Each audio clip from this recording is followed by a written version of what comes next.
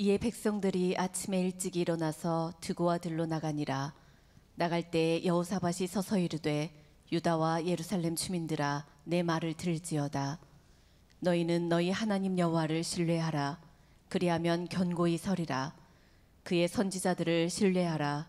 그리하면 형통하리라 하고 백성과 더불어 의논하고 노래하는 자들을 택하여 거룩한 예복을 입히고 군대 앞에서 행진하며 여호와를 찬송하여 이르기를 여호와께 감사하세 그의 인자하심이 영원하도다 하게 하였더니 그 노래와 찬송이 시작될 때에 여호와께서 복병을 두어 유다를 치러 온 암몬 자손과 모압과 세일산 주민들을 치게 하심으로 그들이 패하였으니 곧 암몬과 모압 자손이 일어나 세일산 주민들을 쳐서 진멸하고 세일 주민들을 멸한 후에는 그들이 서로 쳐 죽였더라. 아멘. 오늘 말씀은 추수감사절에 대한 말씀이에요. 어떤 분들이 그럴 거예요. 목사님, 추수감사절은 다른 교회 다 지난주에 하던데 왜 우리 교회만 이번 주에 합니까? 이렇게 물으시는 분들이 계실 거예요. 그런 거 혹시 느끼셨습니까? 아무 생각 없이 그냥 다니시는군요. 목사님, 저는 교회란 하늘비전교회밖에 몰라요. 좋습니다. 그래도 다른 그 친척들이나 이런 분들이 너네 교회 추수감사절 언제 해? 우린 다음 주야. 왜 다음 주지? 교회마다 다 셋째 주에 하는데. 그럴 때 우리 교회는 뭐가 이상하다 이렇게 생각할 수도 있는데, 추수감사절은 1620년대에 영국에서부터 메이플라워호를 타고 한 100여 명 분들이, 그 청교도들이 미국으로 건너가서 신앙의 자유를 생각하여 그곳에 건너갔거든요. 근데 그분들이 대부분 다 돌아가셨어요. 질병으로 혹은 굶어서 추워서 여러 가지 문제로 세상을 떠나셨는데, 그 중에 한 반 정도 되시는 분들이 살아남으셨거든요. 그분들과 그 지역에서 함께 살고 있었던 인디언들이 같이 모여서 추수한 걸 갖다 놓고 하나님께 감사했던 그 기록이, 그게 이제 기념이 되어서 그 이후부터 추수감사절을 미국은 11월 달 마지막 목요일로 추수감사절을 시작해요. 그래서 추수감사 그 땡스기빙 베케이션이 그때부터 시작되는데, 우리나라의 선교사님들이 오셔가지고 자국에서 지키던 추수감사절을 우리나라에서 지킨 거예요. 그랬더니 한국에서 선교사님을 통하여 복음을 받았던 한국교회 성도들이 저게 뭔가 하고 그들을 따라서 했던 것이 추수감사절이 된 겁니다. 그 똑같은 추수감사절을 캐나다에서는 10월 둘째 주에 지켜요. 그러니까 나라마다 달라요. 이스라엘 사람들은 절기가 세 절기가 있는데, 유월절, 그리고 오순절이라고 하는 맥추절이 있고요, 그리고 수장절이라고 하는 나팔절, 초막절이 있어요. 이 중에 추수감사절에 해당되는 것은 맥추절, 오순절, 칠칠절이라고 하는 그 보리농사 짓고 나서 거두고 드리는 바로 그때, 혹은 다 농사를 마치고 나머지 다 거둬들이는 수장절 혹은 초막절, 나팔절이라고 하는 그때, 이 두 가지 계절이, 그 절기가 이스라엘 사람들에게는 추수감사절기가 될 거예요, 아마도. 그런데 우리나라는 추석이 있어요. 추석. 우리는 추석이라고 그러고, 일본 사람들은 오봉절이라고 그러고, 중국 사람들은 중추절이라고 그래요. 그런데 이 추석은 왜 그럼 추석날 하지 왜 다른 날로 이렇게 했는가? 이유가 있어요.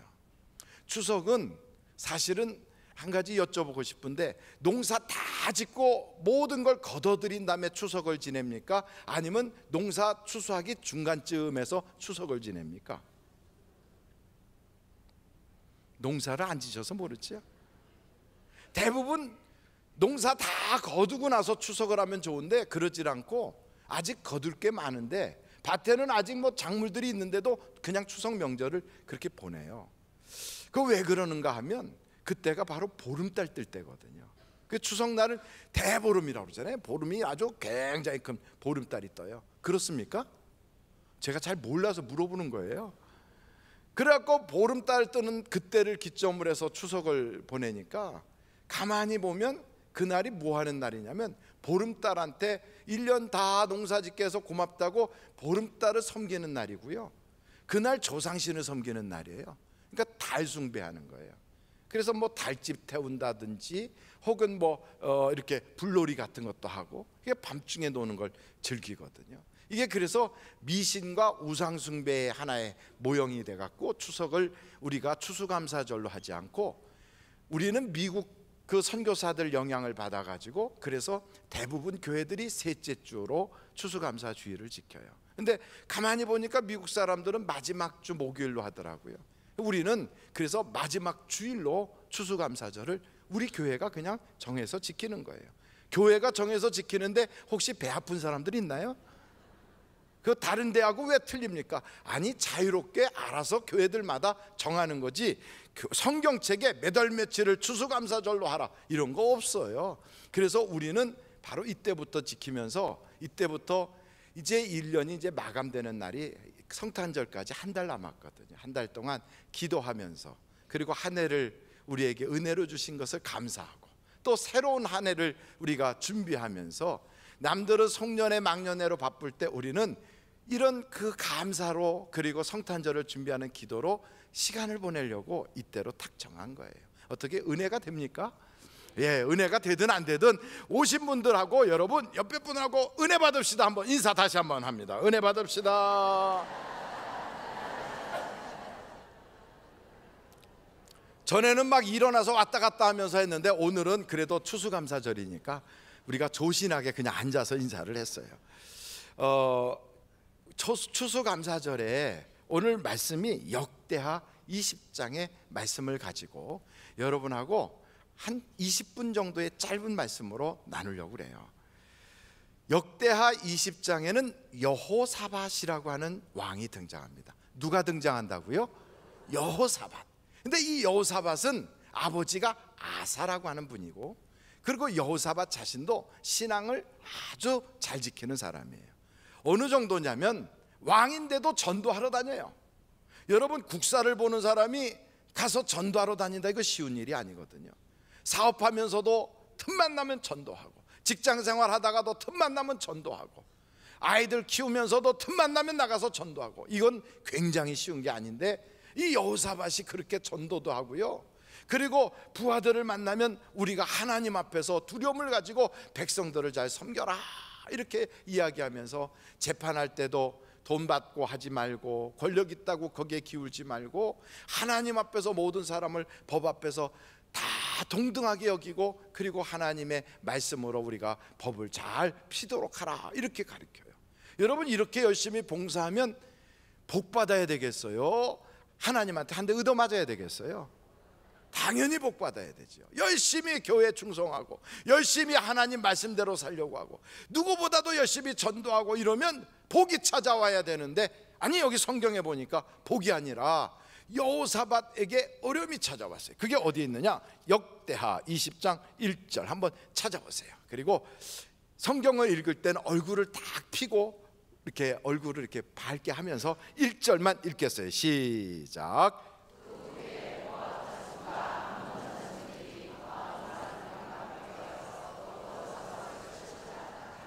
그 후라는 것은 여호사밧이 하나님께 충성한 다음이에요. 이렇게 충성하고 봉사 열심히 하고 주님 뜻대로 살려고 하는데, 그 후에 어떤 일이 있었나? 이상하게 생각지도 못했던 이웃들이 와갖고 시비 거는 거예요. 갑자기 소송당해요. 갑자기 생각지도 못했던 사람들이 와서 나하고 뭔가 좀 손해배상하라고 막 청구하고 싸움이 붙었어요. 아우, 그거 정말 주님께 충성했는데 왜 이런 일이 생기나? 내가 주님께 충성했는데 왜 사업에 안 좋은 사람들이 탁 들어와가지고 내 사업장에서 소란피나? 왜 직장에 갔는데 직장에서 내가 이런 억울함을 당하나? 내 애가 이렇게 열심히 내가 봉사를 했으면 애가 다른 사람들보다 같은 성적이라도 하나는 더 맞추고 이래야 되는데 왜 작년보다 성적이 재수하는데 더 떨어졌나? 뭐 이런 여러 가지 생각이 들 수 있어요. 여러분, 예수 믿다가 열심히 믿었는데 잘 안 풀리면 대부분의 사람들은 어떻게 할까요? 대부분의 사람들은 원망하지요. 또 많은 사람들은 실망하지요. 또 어떤 사람들은 신앙의 시험을 받아가지고 하나님에 대하여 의심하거든요. 그런데 이 여호사밧은 이렇게 시험당할 바로 그 순간에 시험당하는 것이 아니라 그거를 기도로 풀어가요. 한번 절 따라해 보세요. 기도로 풀어가자. 하나님이 우리를 향하신 뜻이 있다면 항상 기뻐하라. 그리고 두 번째가 뭐예요? 쉬지 말고 기도하라. 그 기도가 바로 하나님이 우리를 향하신 하나님의 뜻이에요. 왜 우리 보고 기도하라고 그러나? 기도하면 하나님과 가까워져요. 기도하면 하나님을 섬기는 마음이 내 속에 딱 자리를 잡아서 하나님 중심으로 살아가요. 기도하면 하나님이 응답 주시기 때문에 체험을 갖게 돼서 믿음이 든든해져요. 여러분, 우리는 지금 이 시국에 기도해야 될 때가 아닐까요? 촛불을 드는 것도 중요하고요, 나가서 그 많은 사람들 틈바구니에 서서 나도 한몫하겠다고 하는 것도 중요하고, 혹은 태극기를 흔드는 것도 중요하고, 어디 편에 서든 상관없어요. 다 나라 아끼는 마음으로 그렇게 하는 거니까 괜찮지만, 그보다 더 중요한 것은 하나님은 우리를 왕같은 제사장으로 뽑아주셨다고요. 이 제사장이라는 건 뭡니까? 백성들과 하나님 사이에서 백성들의 죄를 가지고 하나님께 아뢰는 것이 제사장의 일이에요. 하나님께서 주신 말씀을 듣고 가서 백성들에게 전해주는 것이 제사장의 일이에요. 하나님, 우리 대한민국이 어려워요. 우리나라 어려워요. 하나님 도와주세요. 이렇게 기도하는 것이 제사장이 할 일이에요. 그래서 교회는 뭐 해야 되느냐? 기도의 소리가 높아져야 될 줄로 믿습니다. 우리나라 6.25 사변 때 북한이 1950년 6월 25일 주일날 아침 일찍 4시경에 막 38선 전 휴전 38선을 막 넘어서 쳐들어왔어요. 탱크를 앞세우고 막 밀고 들어왔어요. 우리나라는 준비도 못 해봤고, 우리는 이렇게 큰 전쟁이 있을 걸 예상도 못해서 그냥 막 파죽지세로 밀려가지고 저 낙동강에 탁 이렇게 원두막처럼 이렇게 거기서 지키고 있는 거예요. 그것마저 무너지면 이제 우리나라는 없어지는 거예요. 바로 그 순간에 영국 수상이 뭐라 그랬냐면, 대한민국에 더 이상 소망이 없으니까 일본으로 모든 걸 다 옮겨서, 일본으로 미군도 그리고 한국의 정부도 일본으로 다 빠지자, 이렇게 영국의 수상이 그런 얘기를 했어요. 유엔군들도 그런 생각을 가지고 있었어요. 바로 그때 이승만 대통령이 안 된다, 우리나라는 공산 지하에 들어가서는 안 된다, 그러면서 목사님들을 다, 피난온 목사님들 다 불러가지고 피난온 성도들과 함께 기도를 해 주십시오. 낙동강을 지키고 있는데 이 북한의 정예부대가 그 낙동강을 돌파하려고 막 애를 쓰는데, 미국 비행기가 유엔 비행기가 떠서 그걸 폭격을 해줘야 이 사람들이 뚫고 못 들어오는데, 지금은 비행기가 뭐 밤이든 낮이든 비가 오든 막 뜨지만 옛날엔 비 오면 못 떴거든요. 그러니까 이게 비가 오면 못 뜨니까 이 장마철에 어떻게 좀 비행기가 뜰 수 있도록 기도를 해 주십시오. 그래가지고 목사님들이 다, 피난간 목사님들이 그냥 모여가지고 기도를 했대요. 어떻게 됐을까요? 몰라서 몰라요. 그때 안 살아봐서 몰라요. 그 하나님께서 비행기가 떠가지고 폭격할 수 있도록 그냥 하늘의 문을 확 열어주셔가지고 비가 딱 그쳤다는 거지요. 얼마나 놀랍게 하나님이 역사하시는지. 그 비슷한 예가 인천 상륙작전 때도 있었다는 거예요. 인천 상륙작전이란 영화를 보셨습니까? 좀 영화도 좀 보고 사세요. 왜냐하면 그 영화에 우리 교회 청년이 나왔거든요. 그 영화에 우리 교회 청년이 열연을 하는데 멋있게 아주 잘 나왔어요. 근데 그 영화에서 보면 그냥 뭐 인천 상륙작전 이렇게 쉽게 한 것처럼 표현되고 있지만, 사실은요, 그 순간에 일본에서부터 떴던 그 미국 군대하고 유엔 군대하고 한국 해병대하고 이게 같이 모여가지고 10군단이라고 하는 군단을 조직해갖고 배가 이렇게 인천으로 들어가려고 하는데, 배가 출항했는데 태풍이 불어서 너무너무 위태롭고 어려웠대요. 그런데 그걸 놓고 하나님께 기도하고, 또 메가더와 또 그 당시에 믿던 사람들이 기도했대. 하나님, 태풍의 진로를 바꿔주세요. 태풍의 진로를 바꿔주세요. 그랬더니 그 태풍이 1950년 9월 달에 몰려왔던 태풍이요, 제주도를 넘어서 막 북상하던 그 태풍이 갑자기 일본 쪽으로 다 꺾이더라는 거예요. 대한민국을 위해서도 여러분 기도하면 하나님은 태풍의 진로를 바꾸기도 하고, 장마가 내리는 비를 멈추기도 하시는 하나님이 이 땅에 좋은 것으로 채워줄 줄로 믿습니다. 기도는 응답받게 돼 있어요. 그래서 여러분, 하나님은 우리 보고 기도하라 그래요. 기도를 하지 않는 사람은 사실은 예수 안 믿는 사람이에요. 불교를 믿는 사람은 부처한테 빌어요. 조상신 섬기는 사람들은 조상한테 복 달라고 그래요. 마음의 틀을 통하여 알라 믿는 사람들은 알라 알라 하면서 알라한테 복 달라고 그래요. 근데 예수 믿는 사람들은 예수의 이름으로 하나님께 기도하는 사람이 예수 믿는 사람이에요. 그래서 기도를 하지 않는 사람, 기도를 쉬는 사람은 성경에 뭐라고 그럽니까? 죄인이라. 죄. 왜 죄입니까? 하나님 의지하지 않고 자기 마음대로 사니까, 하나님을 믿지 않으니까, 하나님께 자기의 문제를 맡기지 않기 때문에 하나님이 보시기에는 교만하다고 여기는 거예요. 그래서 여러분, 하나님께 여러분의 모든 기도 제목을 그냥 주저하지 말고 맡겨버리면 하나님께서 우리의 짐을 맡아주시고 우리에게는 크나큰 은혜와 복으로 바꿔주실 걸 믿습니다. 여러분, 성경을 찾아보시겠습니까? 시편인데요, 시편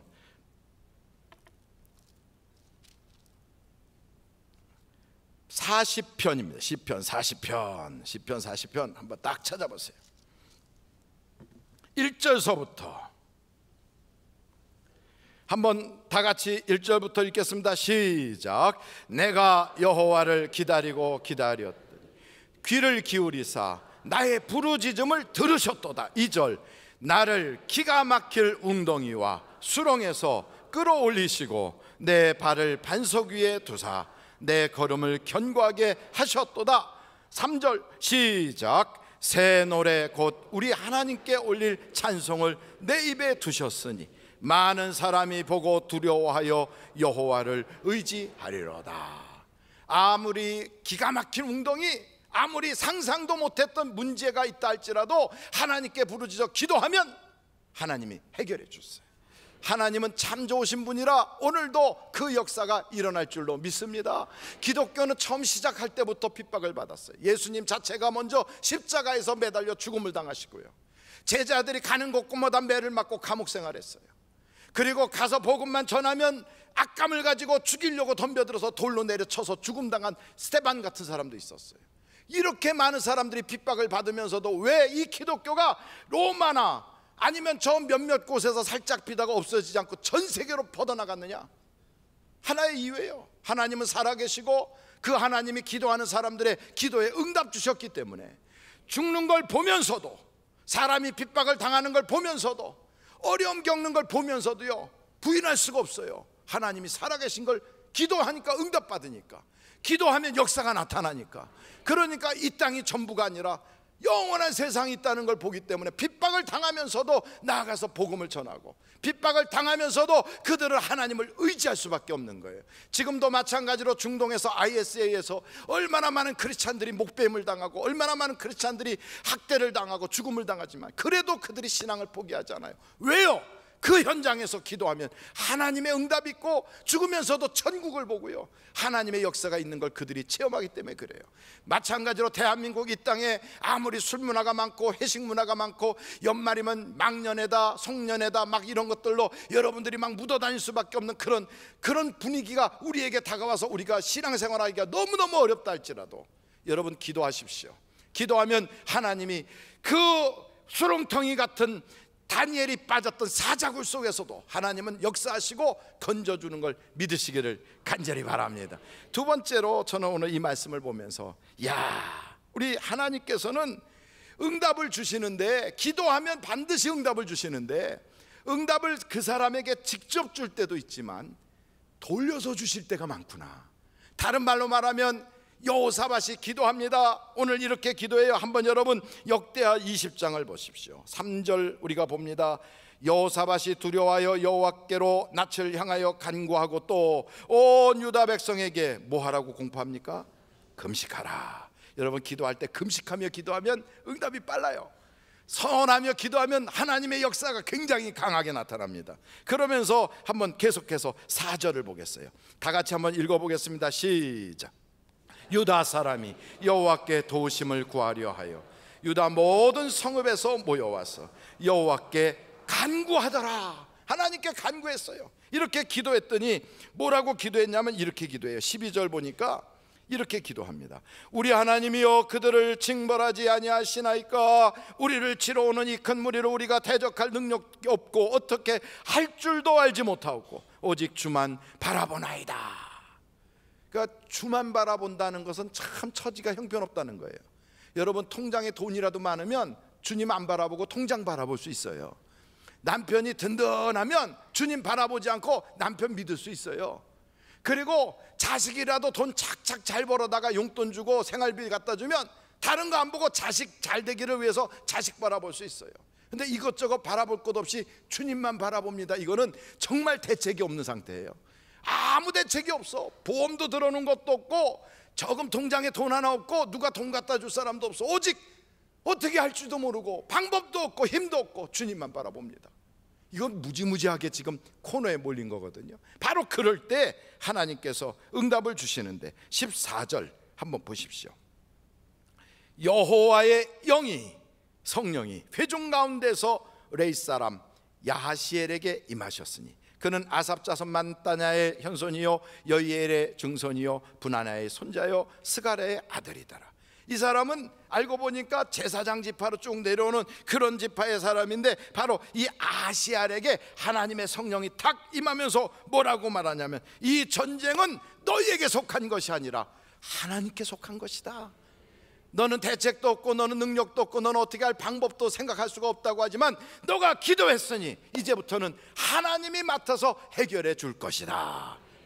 응답이 왔어요. 누구를 통해서 왔어요? 아시엘을 통하여. 기도는 여호사밧과 이스라엘 백성이 했는데 응답은 하나님이 아시엘을 통하여 역사해 주세요.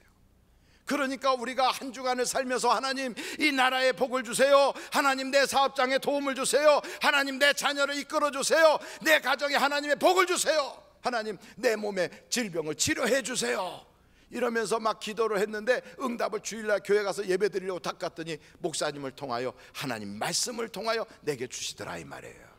할렐루야. 그래서 히스기야가 기도했더니 하나님이 히스기야에게 바로 응답 주는 것이 아니라 그에게 말씀을 전하는 이사야를 통하여 주세요. 다윗이란 사람도 하나님께 부르짖어 기도하였더니 그의 그 기도에 응답 주실 때 하나님은 나단을 통하여 혹은 갓을 통하여 주시는 거예요.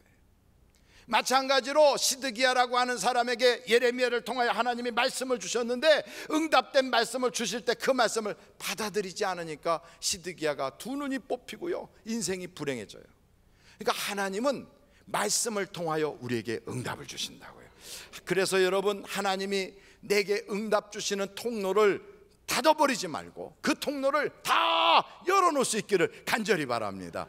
어디서 말씀이 올지 몰라요. 말씀은 항상 높은 데서만 오는 게 아니고요 낮은 데서도 오고요 바로 내 주변에 있는 사람을 통해서도 와요. 함께 기도하는 기도 동지를 통하여 내 기도셀에 그 같이 기도하는 사람이 내가 기도했더니 김 집사님 그거 어려워할 것 없어, 하나님이 이번에 내게 감동을 주셨는데 분명히 좋은 것으로 채워주실 거야, 이렇게 올 때도 있어요.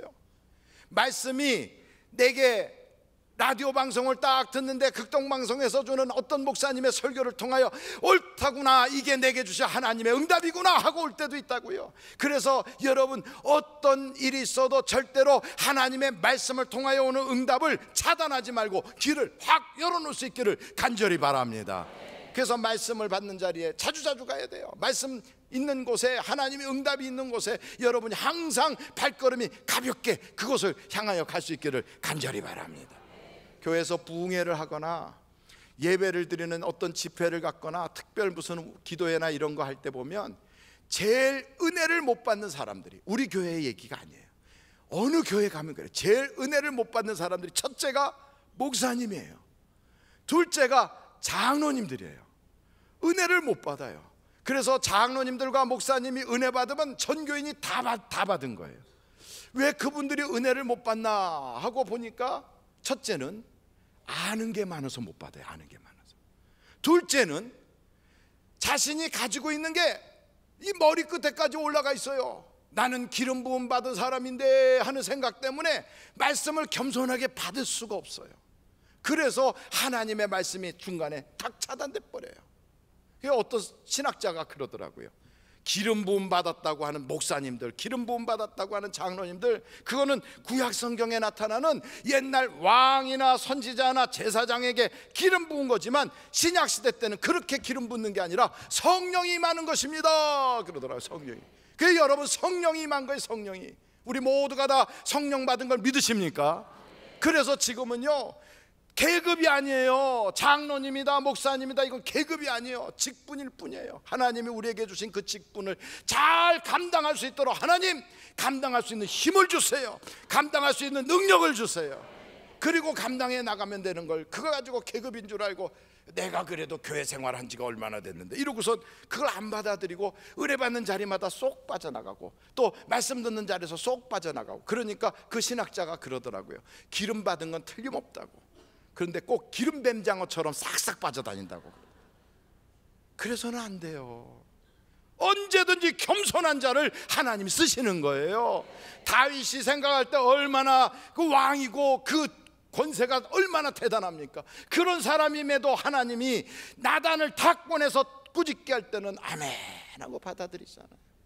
성경에 보면 여호사밧의 아버지가 아사인데, 아사가 이 성경을 탁 보니까 바로 거기에 오뎃이라고 하는 사람이 말하는 대로 아멘 하고 순종했더니 구스의 100만 대군을 이겨버려요, 아사의 군대가. 그런데 똑같은 제사장, 저 당시에 저 선지자였던 하나니가 와갖고 또 뭐라고 그러니까 듣기 싫다고 귀 막아버렸어요. 그 바람에 아사가 발병이 생겨가지고 그걸로 죽어요. 그러니까 하나님 말씀을 아멘 하고 받는 사람들은 복을 받고, 하나님의 말씀을 거절하면 인생이 고달픈 거예요. 그래서 저는 여러분이 항상 주님 앞에 응답받는 통로가 열려있기를 간절히 바랍니다. 마지막으로 오늘 이 말씀을 보면서 하나님의 역사는 찬송 부르고 감사할 때 하나님의 역사가 나타나는 거예요. 아무리 어렵고 문제가 심각해도 여기 보니까 마온 사람들, 그리고 암몬 사람들, 세일산 거민들이, 모압 사람들이 연합군대를 해가지고 와 하고 몰려오는데 이 여호사밧은 다른 방법이 없어. 오직 하나님의 말씀 하나만 붙잡고 나가는데 어떻게 나갑니까? 여호와께 감사하세. 어떻게 하는가 한번 여러분 성경책을 찾아보세요. 역대하 20장 20절 제가 한번 보겠습니다. 이에 백성들이 아침에 일찍 일어나서 드고와 들로 나아가니라. 나갈 때 여호사밧이 서서 이르되 유다와 예루살렘 주민들아 내 말을 들을지어다. 너희는 너희 하나님 여호와를 신뢰하라. 그리하면 견고히 서리라. 그의 선지자들을 신뢰하라. 그리하면 형통하리라 하고, 백성과 더불어 의논하고 노래하는 자들을 택하여 거룩한 예복을 입히고 군대 앞에서 행진하며 여호와를 찬송하여 이르기를. 다 같이 한번 하겠어요. 시작. 여호와께 감사하세. 그의 인자하심이 영원하도다 하게 하였더니. 그래요. 여러분 사업이 안 될 때, 내 신앙이 컬컬할 때, 내 가정이 문제가 많을 때, 내 인생에 어려움이 찾아올 때 우리는 우울한 노래를 부르고 싶어요. 그리고 그럴 때일수록 우리는 마음이 착잡해서 아무 생각 없이 멍 때리고 앉아있을 때도 있어요. 아니면 그런 때는 한 잔 마시고 그 술 기운에 잊어버리고 살고 싶을 때도 있어요. 그러나 그 모든 것이 내 인생을 바꿔주지 않아요. 바로 그럴 때 우리는 찬송을 불러요. 찬송도 이런 찬송 부르면 안 돼요. 멀리 멀리 갔더니, 꼭 이 앓는 소리로. 여러분 노래도요, 하나님이 우리에게 여호와께 감사하세 그러잖아요. 지금까지 지내온 것 주의 크신 은혜라. 한이 없는 주의 사랑 어찌 이루마. 아무리 어려워도, 아무리 문제가 심각해도, 내 인생이 정말로 왜 이렇게 꼬이나 걱정이 막 태산같이 몰려와도요, 우리는 이런 찬송 부르면서 이렇게 말하는 거예요. 자나깨나 주의 손이 항상 살펴주시고 모든 일을 주 안에서 형통하게 하시. 여러분 빌립보 감옥에 갇혔던 사도 바울은 매를 맞고 억울하게 누명 쓰고 감옥에 들어갔어요. 그래도 거기서 낙담하지 않았어요. 찬송을 불렀어요. 그랬더니 옥문이 열려요. 내 인생이 막히고 내 인생에 고달프고 내 인생에 딴지 거는 인생들이 막 찾아와서 나를 괴롭힐 때 괴롭다고 하나님 원망할 거 없어요. 찬송을 부르는 거예요. 찬송을 부르세요. 찬송을 부르세요. 놀라운 일이 생깁니다. 찬송 부르. 찬송을 부르면 옥문이 열려요. 찬송을 부르기로 다윗이 작정하였더니 새벽을 깨우게 되더라 이 말이에요. 어둠이 물러가더라는 거예요. 저는 우리 하늘비전교회 성도들이 어려운 일 생긴다고 환경에 짓눌려 버리고 자기의 잘못된 생각에 끌려서 하나님 원망하는 자들이 아니라 찬송으로 문제를 타고 넘어가 버리고, 찬송으로 문제를 밀어내 버리고, 찬송으로 어둠의 권세를 쫓아내 버리는, 찬송 중에 거하시는 하나님과 동행하는 복 있는 성도들이 되기를 주님의 이름으로 축원합니다. 301장 찬양을 같이 한번 찬양하십시다.